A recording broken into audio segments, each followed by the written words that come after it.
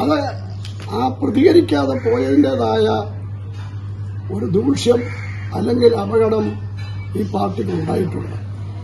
അത് തിരുത്തണമെങ്കിൽ അടിയന്തരമായി പാർട്ടി നേതൃയോഗം വിളിച്ചിട്ട് ഈ വിഷയത്തിന് വേണ്ടിയെന്ന് പറയണ്ട, വിളിച്ചിട്ട് ഇതിനെക്കുറിച്ചുള്ള പാർട്ടിയുടെ പൊതുവായ പ്രതികരണം എന്താണ്, അഭിപ്രായം എന്താണ് എന്ന് പൊതുസമൂഹത്തോട് പറയണം. അപ്പൊ പാർട്ടിയുടെ പ്രവർത്തകരുടെ ആത്മവിശ്വാസം കെടുത്തിക്കും. ഒന്നും മിണ്ടാതിരുന്നാൽ ചാഴികാടൻ പറഞ്ഞത് തെറ്റായിപ്പോയെന്നും പാർട്ടി ചാഴികാടനെ ഡിസോൺ ചെയ്ത് തള്ളിപ്പറഞ്ഞത് അംഗീകരിക്കുന്നു എന്ന സ്ഥിതി വരും.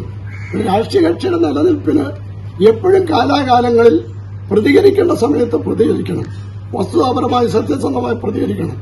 ആ പ്രതികരണ ശേഷി കളഞ്ഞാൽ പിന്നെ ഒരു മുന്നണിയിലെ കക്ഷി എന്ന് പറഞ്ഞ അർത്ഥമില്ല, ആ കക്ഷിയായി മാറിയാൽ മതി. ഈ നിലവിലെ കേരള കോൺഗ്രസ് നേതൃത്വം സിപിഎമ്മിനെ പേടിക്കുന്നുണ്ടോ? സിപിഎമ്മിനെ പേടിക്കുന്നുണ്ടോ എന്ന് എനിക്കറിയില്ല. സിപിഎം അങ്ങനെ ഒരു നിലപാട് സിപിഎമ്മിന്റെ അല്ല, മുഖ്യമന്ത്രി അങ്ങനെ പറഞ്ഞു. പക്ഷെ ഞാൻ പറഞ്ഞു, മുഖ്യ കക്ഷി ഒരിക്കലും കൂടെ നിൽക്കുന്ന ഘടക കക്ഷികളോട് അങ്ങനെ ഒരു സമീപനം എടുക്കരുത്. അവരുടെ നേതാക്കന്മാരെ അണികളെയും അംഗീകരിക്കുന്ന സ്ഥിതി വേണം. സിപിഎമ്മിനെതിരെ ഒന്നും പറഞ്ഞില്ലോ ചാഴികാടൻ. അപ്പൊ അതുകൊണ്ട് അതിനകത്ത് അടിസ്ഥാനപരമായി ഒരു പാളിച്ച പാർട്ടി നേതൃത്വത്തിന് പറ്റി. അത് പാർട്ടി അണികളുടെ ആത്മവിശ്വാസത്തെ വല്ലാതെ ബാധിച്ചു.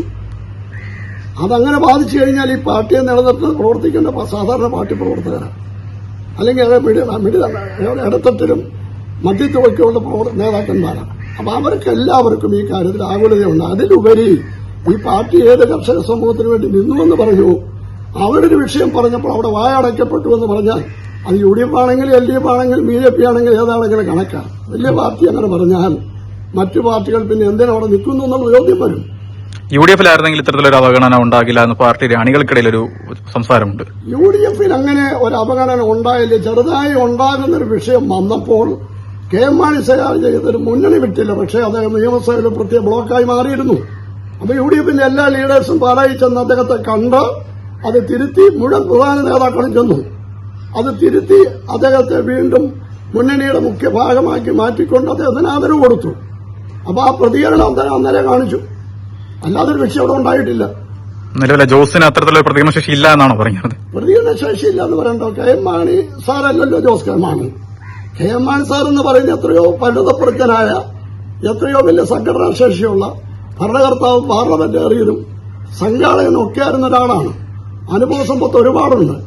എല്ലാ കക്ഷികളിലും രണ്ട് മുന്നണിയിലും അദ്ദേഹം നിന്നിട്ടുണ്ട്. CPയുടെ മുന്നണിയിൽ അച്യുതമേനോൻ മുഖ്യമന്ത്രിയായിരുന്ന പുള്ളി മന്ത്രിയാണ്, PKയുടെ കൂടെ മന്ത്രിയാണ്, നയനാരുടെ കൂടെ മന്ത്രിയാണ്, അപ്പം AKന്റെ കൂടെ മന്ത്രിയാണ്. ആ സമയത്തേക്ക് അനുഭവ സമ്പത്ത് വെച്ച് സ്വന്തം പാർട്ടിയുടെ അടുത്തിട്ടിളകുന്നു തോന്നിയാൽ മുഖം നോക്കാതെ അദ്ദേഹം പ്രതികരിക്കുക എപ്പോഴും പറയുകയും ചെയ്യും.